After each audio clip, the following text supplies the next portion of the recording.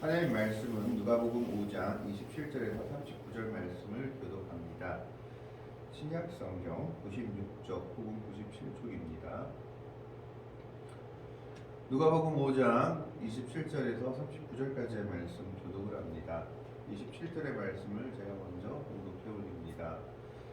그 후에 예수께서 나가사 레위라 하는 세리가 쇠관에 앉아 있는 것을 보시고 나를 따르라 하시니 그가 모든 것을 버리고 일어나 따르니라. 레위가 예수를 위하여 자기 집에서 큰 잔치를 하니 세리와 다른 사람이 많이 함께 앉아 있는지라. 바리새인과 그들을 선임하더니 그 제자들을 비방하여되 너희가 어찌하여 세리와 죄인과 함께 먹고 마시느냐.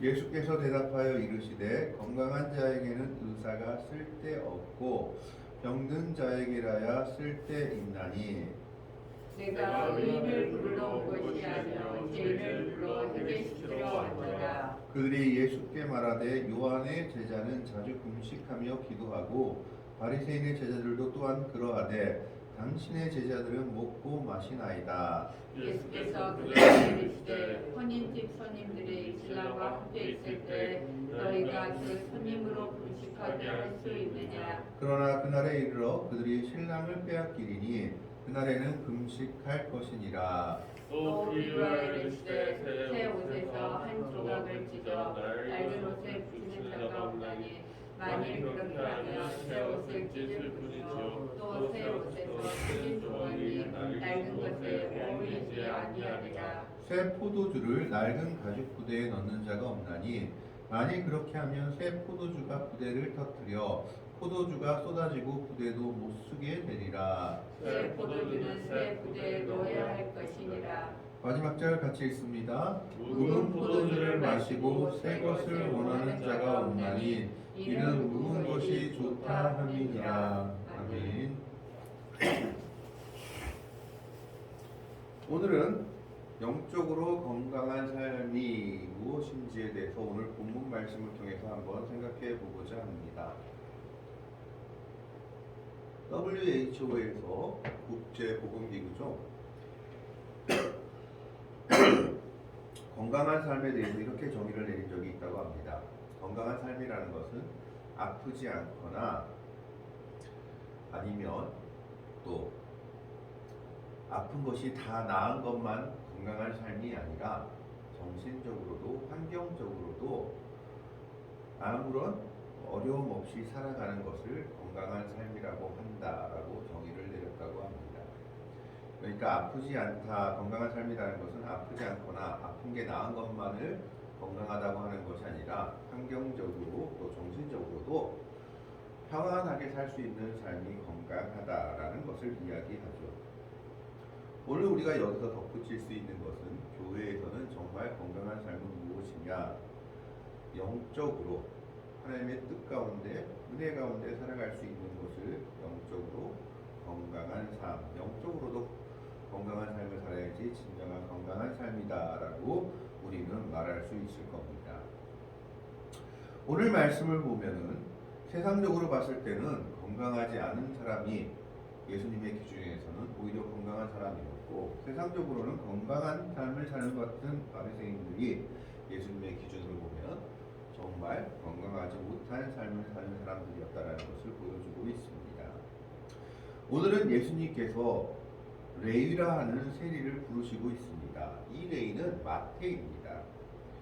오늘 말씀에 보면 그 후에 예수께서 나가사 레위라 하는 세리가 세간에 앉아 있는 것을 보시고 나를 따르라 하시니, 이 당시 세리들은 어떻게 보면 가장 불쌍한 사람들 중에 하나였습니다.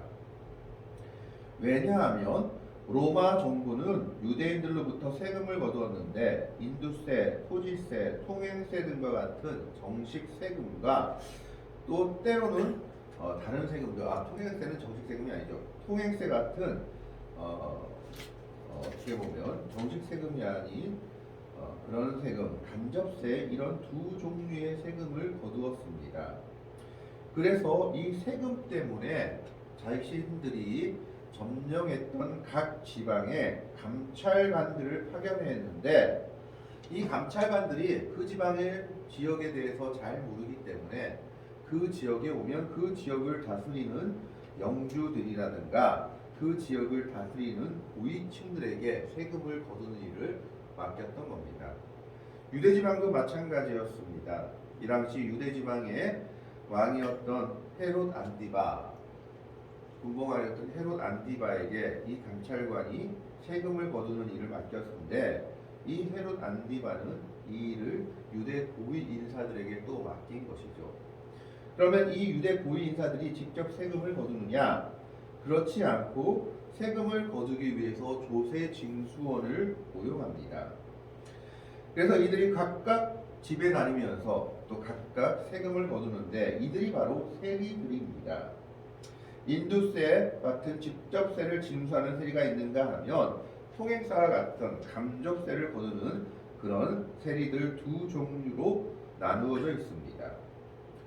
어쨌든 이들은 이런 이유로 인해서 유대인들로부터 창녀와 같은 죄인 취급을 당하였는데 그 이유는 첫 번째는 유대를 지배하는 로마 정부의 앞잡이 노릇을 한다는 점에서였고 두 번째로는 이들이 동족들에게 그것도 가난한 자나 부자를 가리지 않고 모두에게 똑같이 가다한 세금을 부과하여 그 잔액을 자신들이 착복하였기 때문입니다.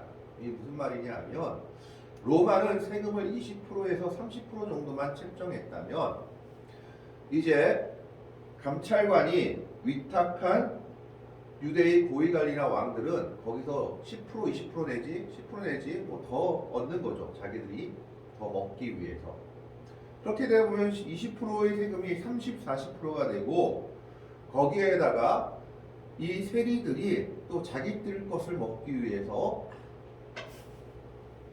자기의 고위관리들이 정한 세금 외에 자기들 것까지 더 얹어서 세금을 거뒀던 겁니다.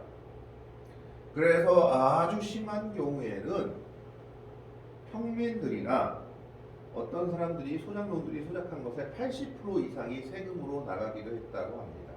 그러니까 로마는 20%밖에 세금을 안 매겼는데 밑으로 하청하청 내려오다 보니까 60%에서 80% 이상의 세금이 먹여졌던 겁니다. 그래서 이 당시 유대인들이 가장 싫어하는 사람 중에 한 명이 바로 세리들이었습니다. 오죽하면 세례 요한이 우리가 무엇을 하리까라고 물어봤을 때 정한세 외에는 받지 말라라고 얘기할 정도였던 겁니다. 그렇기 때문에 탈무드에서도 이 세리들에 대해서는 이스라엘의 반역자요 죄인들이라고 규정하고 있습니다. 어떻게 보면 가장 불쌍한 자죠. 왕이나 그 위에서 착복하고 자신들도 그 밑에서 물론 착복에 가담하고 있긴 하지만 세금을 떼먹는 사람들은 어떻게 보면 유대 고위관리와 왕들인데 모든 비난은 하청받은 조세 징수원인 세리들이 받고 있었기 때문입니다. 그래서 이 세리들은 그 당시 사람 취급을 받지 못했습니다.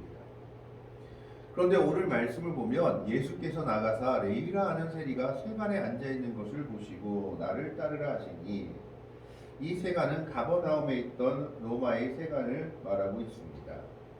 가버나움은 로마 군대가 상주했을 정도로 중요한 도시였는데 왜냐하면 교통의 요충지였기 때문입니다. 북쪽으로는 수리아 지방, 남쪽으로는 유대와 애굽 지방으로 나아갈 수 있었기 때문에 여기는 아마 통행세를 받았던 세관이었던 모양입니다.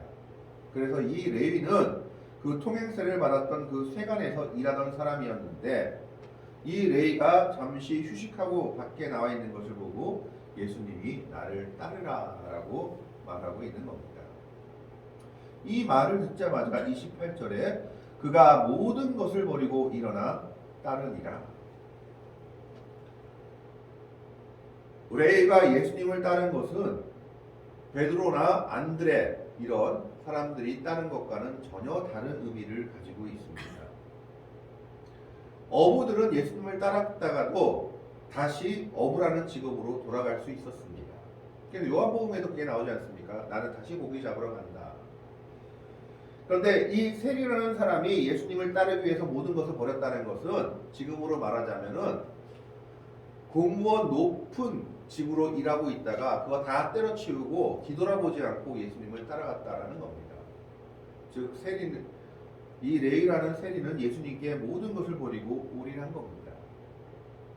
자기의 고소득 직장을 완전히 버려버리고 오로지 예수님만 따르기로 결심하고 따라간 것이 오늘 세리 레위의 모습이었습니다.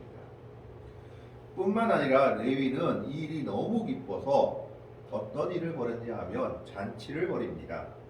29절의 말씀을 보면 29절 한번 들어주십시오. 레위가 예수를 위하여 자기 집에서 큰 잔치를 하니 세리와 다른 사람이 많이 함께 앉아 있는지라. 세리와 다른 사람들이라는 것은 아마 이방인들이나 다른 직장을 가지고 있는 사람들이었던 것으로 보여집니다. 어쨌든 그 비슷한 부류들이었겠죠. 그래서 유대인들에게서는 인정받지 못하는 사람들이었습니다. 그런데 재미있는 이야기가 30절에 나옵니다. 30절에 보면 바리새인과 그들의 서기관들이 그 제자들을 비방하여 이르되 너희가 어찌하여 세리와 죄인과 함께 먹고 마시느냐. 바리새인들은 초청할 일도 없는데 레위가 집이 개방집이었는지는 모르겠지만 레위의 집에서 예수님과 함께 많은 사람들이 잔치를 벌인 것을 알게 된 겁니다. 그리고 그것을 보았던 모양입니다. 그래서 이 일을 비방합니다. 바리새인과 그들의 서기관들은 글을 쓰는 사람들이죠. 성경을 쓰거나 서기관들이 그 제자들, 예수님의 제자들을 비방하여 이르되 너희가 어찌하여 세리와 죄인과 함께 마시느냐. 이 사람들이 세리와 다른 사람들이 많이 함께 앉아 있는지라고 했는데 그 다른 사람들까지 뭐라고 퉁쳐버리느냐? 죄인이다라고 얘기하고 있습니다. 야, 너희 선생이 어떻게 세리라는 이런 정말 민족의 반역자와 죄인들과 함께 먹고 마시느냐라고 따지고 있는 겁니다. 바리새인들에게 있어서도 그렇고 유대 공동체에 있어서도 그렇고 지금도 마찬가지지만 유대인들은 식탁 공동체라는 것을 아주 중요하게 여겼습니다. 그래서 같이 밥을 먹는다는 것은 그 사람을 받아들인다는 의미입니다. 그래서 세리와 다른 사람들과 이방인들과도 같이 밥을 먹으면 나는 너희를 받아들인다는 의미이기 때문에 바리새인들은 율법에 목을 매는 사람들로서 이것은 도저히 자신들이 용납할 수 없는 사실이었던 겁니다. 아니, 당신이 메시아라고 말하면서 랍비라고 말하는 사람이 세리와 다른 종류의 죄인들과 어떻게 밥을 먹느냐, 이건 너도 죄인이라는 것을 말하고 있는 것이 아니냐라고 따지고 있는 겁니다. 바리새인들에게는 도저히 용납할 수 없는 일이었던 겁니다. 바리새인들은 이 일이 이해가 가지 않았습니다. 이때 예수님께서 이렇게 대답하십니다. 31절의 말씀을 보면 예수께서 대답하여 이르시되 건강한 자에게는 의사가 쓸데없고 병든 자에게라야 쓸데있나니. 이게 무슨 말입니까? 이건 이 당시 유대의 속담이었던 것 같습니다. 우리나라도 속담이 있던 것처럼 유대인들에게도 격언과 속담이 있었는데 이 당시 유대의 속담 중에는 의사는 병든 자에게만 필요하지 건강한 자에게는 필요 없다라는 그런 속담이 있었던 모양입니다. 이 속담을 인용하면서 자기가 영적인 의사임을 예수님께서 말씀하시고 있는 겁니다. 그러면서 32절에 이렇게 얘기합니다. 내가 의인을 부르러 온 것이 아니요 죄인을 불러 회개시키러 왔노라. 구원의 첫 번째 조건은 자기가 죄인임을 알고 고백하고 자기의 죄를 회개하는 겁니다. 그런데 가장 문제인 사람은 어떤 사람입니까? 자기가 지금 썩어 병들었는데도 병든지도 모르고 의사가 필요 없다라고 말하는 사람들입니다. 그게 바로 바리새인들이었던 겁니다. 그들은 스스로 건강하다고 생각했지만 그들은 가장 골마 있는 사람들이었던 겁니다.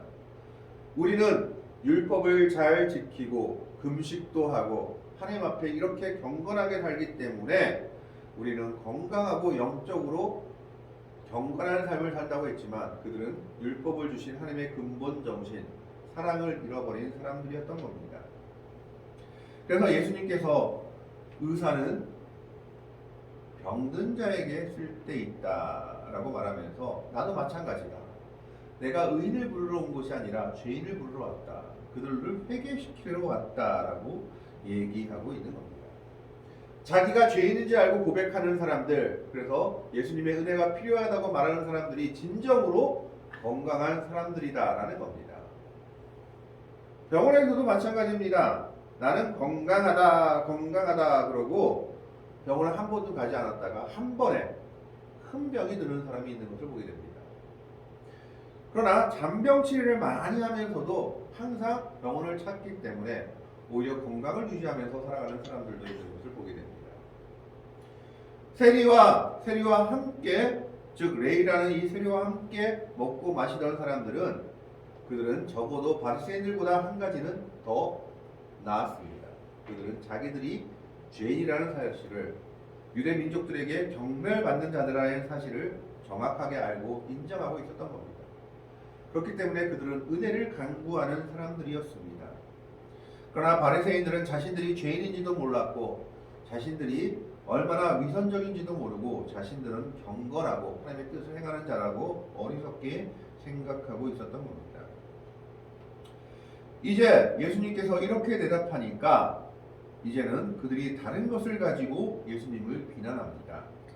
33절의 말씀에 보면 그들이 예수께 말하되 요한의 제자는 자주 금식하며 기도하고 바리새인의 제자들도 또한 그리하되 당신의 제자들을 먹고 마시나이다. 한마디로 얘기하면 요한의 제자들이라 할지라도 경건한 모습이 보여서 금식도 하고 기도도 하는데 예수님의 제자들이란 너희들은 왜 맨날 먹고 마시고 노는 것밖에 안 하냐. 바리새인의 제자들이라고 말했을 땐 바리새인의 제자들이란 말은 조금은 타당하지 않다고 합니다. 왜냐하면 바리새인들은 제자들을 잘 거두지 않았다고 합니다. 그러면 이 바리새인의 제자들이란 말은 무슨 말이냐? 바리새인이 살아가는 삶을 따르고 추정하는 무리들로 해석하는 것이 타당하다고 합니다. 이제 죄인들과 먹는 것에 대해서 예수님이 이렇게 대답하시니까 한 가지 더 얘기를 하는 거죠. 예수님 제자들은 왜 금식도 안 하고 기도도 안 하고 먹고 마시는 것만 합니까? 심지어 요한의 제자도 금식합니다 라고 말하고 있습니다. 이게 무슨 말이냐 하면 유대인들이 망하고 나서 사실 원래는 유대인들이 전 국민이 금식하는 날은 7월 10일 유대인 달력으로 속죄일 날 그날 하루는 온 유대인들이 금식해야 했습니다. 그런데 유대인들이 그 나라가 멸망하고 나서는 금식할 기회를 얻지 못해서 언제 금식했느냐? 1년에 4번을 금식했다고 합니다. 1년에 4번, 성전이 불탄 날, 그리고 자신들이 지도자가 죽은 날, 또 침공이 시작된 날, 이런 식으로 해서 4번, 1년에 4번 날을 정해서 그날은 꼭 금식을 했는데 바리새인들은 거기에 더해서 일주일에 2번 금식했다고 합니다.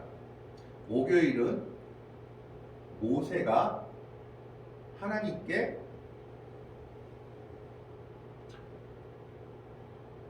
십계명을 받으러 간 날로, 월요일은 십계명을 받아온 날로, 그래서 2번 정도 금식하고 어떤 사람들은 일주일 내내 금식하는 사람들도 있었다고 합니다.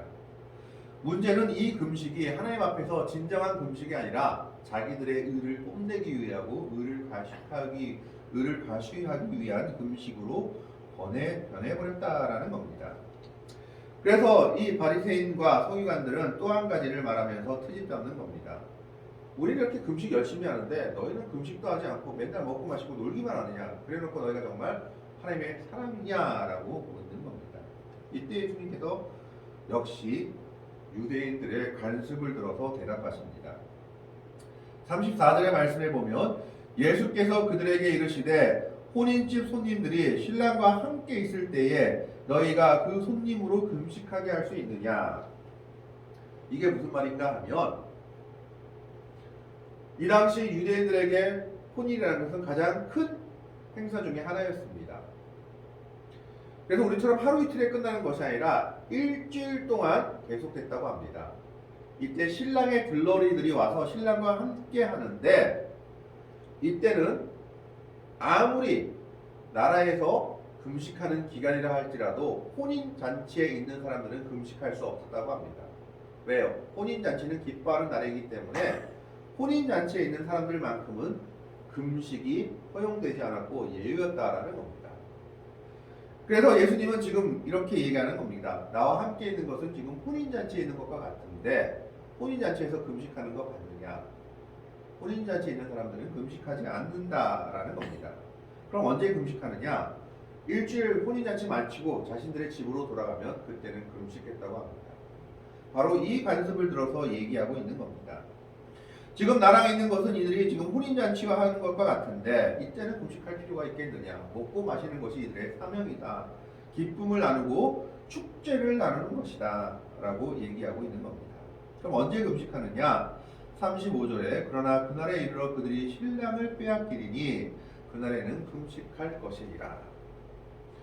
신랑을 빼앗긴다라는 것은 뭐 신랑이 죽는 것을 의미하는데 혼인잔치에서 갑자기 신랑이 죽는 일은 없겠지만 이것은 예수님께서 자기가 십자가에 죽으실 것을 비유로 말씀하고 있는 겁니다. 그때는 제자들도 금식하며 기도하게 될 것임을 말씀하고 있는 내용입니다. 그러면서 이렇게 얘기합니다. 36절에 또 비유하여 이르시되 새 옷에서 한 조각을 찢어 나른 옷에 붙이는 자가 없나니 그렇게 하면 새 옷을 찢을 뿐이요 또 새 옷에서 찢은 조각이 나른 것에 어울리지 아니하리라. 새 포도주를 낡은 가죽 부대에 넣는 자가 없나니 만일 그렇게 하면 새 포도주가 부대를 터뜨려 포도주가 쏟아지고 부대도 못 쓰게 되리라. 새 옷에서 조각을 찢어서 나른 옷에 붙이면 그 옷이 잘 되는 게 아니라 오히려 터져버린다는 거죠. 그리고 또 새 포도주는 정말 공기 압력이 단단한데 이것을 낡은 가죽 부대에 넣어버리면 이 가죽 부대가 견디지 못하고 터져버려서 포도주도 썩고 가죽 부대도 다 망하게 된다는 겁니다. 그럼 어떻게 됩니까? 새 옷은 새 것에, 새 포도주는 새 부대에 넣어야 되는 겁니다. 이건 뭘 얘기합니까? 바리새인들이 지금 율법을 고수하고 율법주의라고 하는 것, 하나님의 진정한 율법이 아니라 자기들이 고수하는 율법주의라고 하는 것은 낡은 부대라는 겁니다. 그러면 새 포도주는 뭡니까? 예수님께서 명령하고 있는 새 계명입니다. 서로 사랑하라라고 말씀하고 있는 새 계명입니다.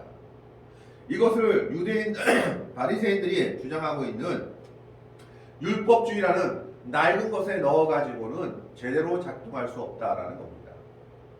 새 계명은 새 은혜 속에 작동할 수 있다라는 겁니다. 그런데 바리새인들이 왜 자꾸 낡은 계명 속에 예수님의 새 계명을 넣으려고 하냐라고 지금 비판하며 힐난하고 있는 거죠. 새 포도주는 새 부대에 넣어야 됩니다. 예수님의 새 계명을 바리새인들이 말하고 있는 율법주의라는 낡은 부대 속에 넣으면 둘 다 터져버리고 말게 된다라는 것을 얘기하고 있습니다. 그러면서 39절에는 묵은 포도주를 마시고 새 것을 원하는 자가 없나니 이는 묵은 것이 좋다 함이니라. 이 말이 좀 비웃죠. 무슨 말이냐 하면 율법주의에 취한 사람은 그냥 율법주의 안에서 이것이 좋다 하고 새 것을 받아들이지 못하는 모습으로 있다라는 것을 말하고 있는 겁니다. 그러면서 예수님께서 말씀하시는 것은 뭡니까? 진정으로 건강한 자는 누구입니까? 오히려 세리와 함께 잔치하고 있는 그들입니다. 건강하지 못한 자들은 누구입니까? 자신이 죄인임을 깨닫지 못하고 자신이 병들어 있지도 생각하지도 못하는 바리새인들입니다. 오늘 우리들도 마찬가지입니다. 오늘 우리가 건강한 자가 되기 위해서는 주님 앞에서 우리가 진정 죄인임을 고백하며 회개해야 합니다. 주님의 은혜가 필요하다라고 말하는 자들이 진정으로 건강한 자들인 겁니다. 나는 의롭다, 세상에 잘못됐다고 말하는 바리새인들이야말로 진정 병든 자들이요, 영적으로 잘못된 삶을 살고 있는 겁니다. 그렇기 때문에 그들의 율법주의는 낡은 부대, 낡은 포도주의인 겁니다. 새 포도주는 새 부대에 넣어야 한다라고 예수님이 말씀하고 있는 겁니다. 예수님께서 주신 새로운 계명은 서로 사랑하고 사랑 가운데서 모든 것을 행하는 겁니다. 이것이 오늘 하나님의 백성들에게 주신 새로운 계명입니다. 이것을 구약의 바리새인들이 주장하는 율법주의라는 낡은 부대 속에 넣으면 터져버리게 됩니다. 율법이 잘못됐다고 하는 것이 아니라 바리새인들이 주장하는 율법주의, 유대주의가 잘못되었다라는 겁니다. 율법을 주신 하나님의 원 사랑을 기억하며 그 사랑을 우리는 깨달으며 그 사랑 가운데 살아가야 합니다. 영적으로 건강한 삶이라는 것은 내가 죄인임을 고백하며 주님의 은혜를 구하며 주님의 계명에 순종하며 살아가는 삶입니다. 그것이 진정으로 하나님께서 우리에게 주신 은혜인 것입니다. 오늘 우리는 바리새인과 서기관들의 잘못된 길을 따라가는 자들이 아니라 오늘 레위와 함께 잔치를 한 다른 많은 사람들, 오히려 죄인들로 불린 그들이 예수님 앞에서 자기가 죄인임을 고백하고 회개하며 은혜를 구하는 삶을 살아갔듯이 오늘 우리도 주님의 은혜를 구하며 주님 내가 죄인입니다 라고 고백하며 주님께서 주신 새 계명을 따라 살아갈 수 있는 진정 영적으로 건강한 삶을 사는 복되고 아름다운 성도들이 되시기를 주님의 이름으로 간절히 축원합니다. 아멘. 기도하겠습니다. 하나님, 오늘은 레위를 바라보고 또 바리새인과